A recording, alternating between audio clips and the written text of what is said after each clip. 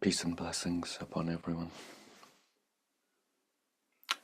I have a series of questions from Namka, so let's see how we go. Hello Lama Noah, thank you for all the advice and teaching and sharing in the recent weeks.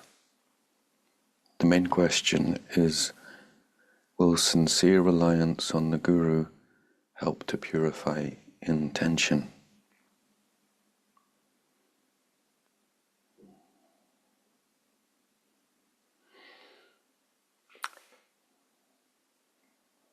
It depends what you intend to do.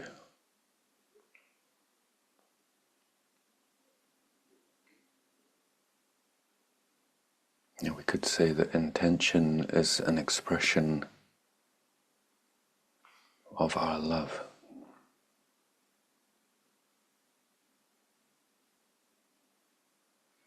If we come back to the fundamental wishes of all human beings, want to be happy and free from suffering. That's another way of saying that our nature is love.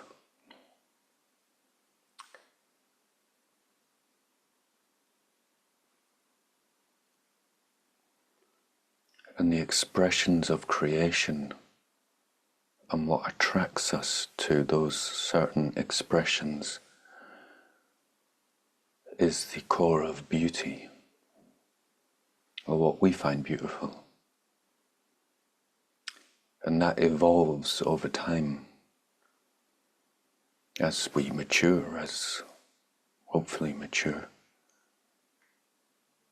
as human beings. That what we love evolves from toys to people to the unseen. So when our love is for toys, stones, bits of metal, plastic, the material world, then that's what we intend to obtain. So when we love someone, our intentions change. So when previously what we loved was having a circle of friends to make us laugh and feel good about ourselves, and then we fall in love with our partner, then often that circle of friends just dissolves because it's a lower expression of what is beautiful. And then we intend to bring up a child, or we intend to look after the beloved, and then we're more happy to go to work for a job to earn money because our intentions have deepened because of love. And because of that love, our knowledge has deepened. Our knowledge of what life is. If we're just hanging out with a circle of chums, the meaning of life doesn't go that deep. If we're just interested in collecting cars or DVD collections of Game of Thrones,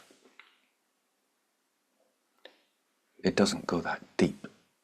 We feel dissatisfied. And you don't know much about life when that's all you're engaged in. So when we practice Guru Yoga, we are going to the deepest element of love, and it's the interface between the love of the human and the love of the divine. This is what Jesus Christ is. He's a human being and he's divine. And so that is the only way to know God, is through the Christ. It's through the union of the human being and the divine. So it's not that Guru Yoga purifies your intention, it's when you develop a deeper love affair of the mystery that your intention changes, that you want to be with the beloved, the divine, the Christ consciousness. That's what the unseen starts to be known in the heart, and that is the light of faith.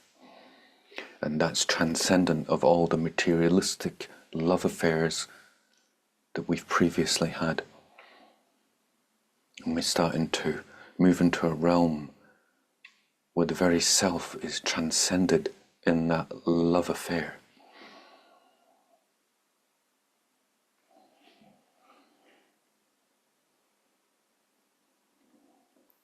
Is this the same as overcoming fault and delusion?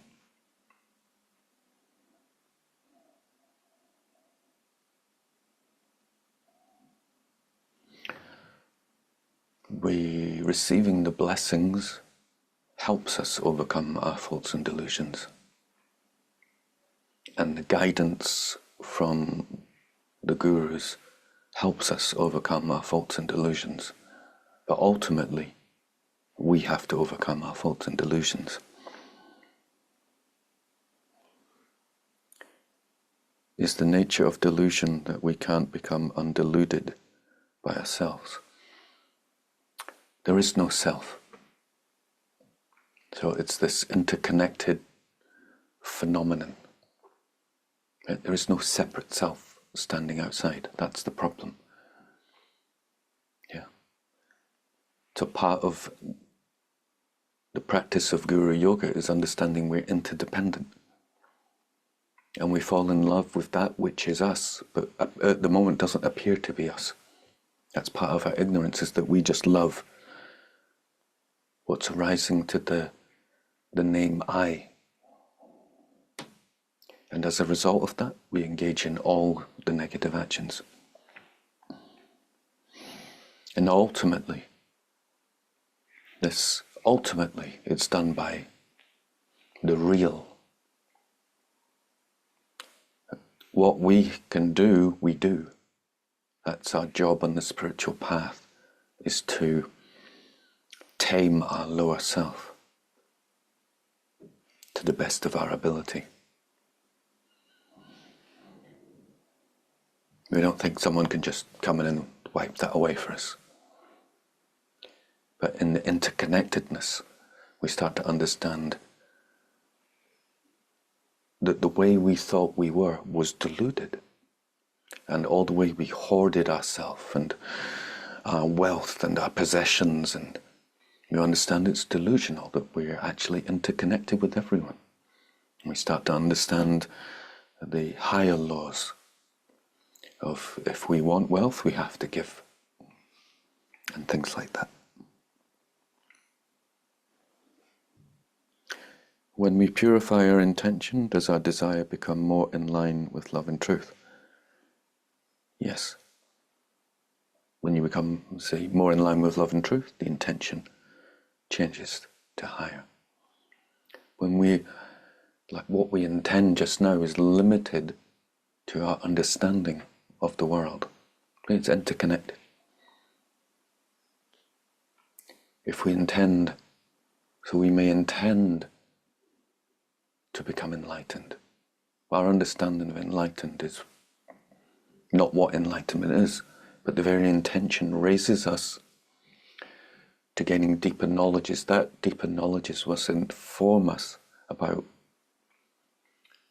the state we were in when we were intending enlightenment. And we realized that it was childish, or it was only at a certain position or station that it could be. And it had wild ideas, and it interpreted the words of the teachers according to its own limitations. But then when we gain love and knowledge, our intention for enlightenment deepest, but what that enlightenment is means something very different now. So it moves like that. So we're never stuck on any concept. The concepts are just a way to guide us to these deeper states.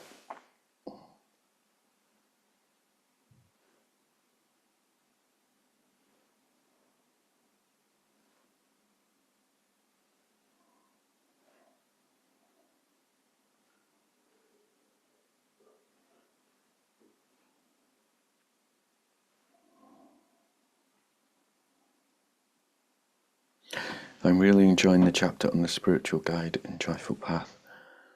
I also wrote a letter below before deciding to write the main questions above. If it is of any use to read, no expectations for response to the letter. Apologies in advance. Thank you so much. Please, can you clarify some things for me? Actually, that's probably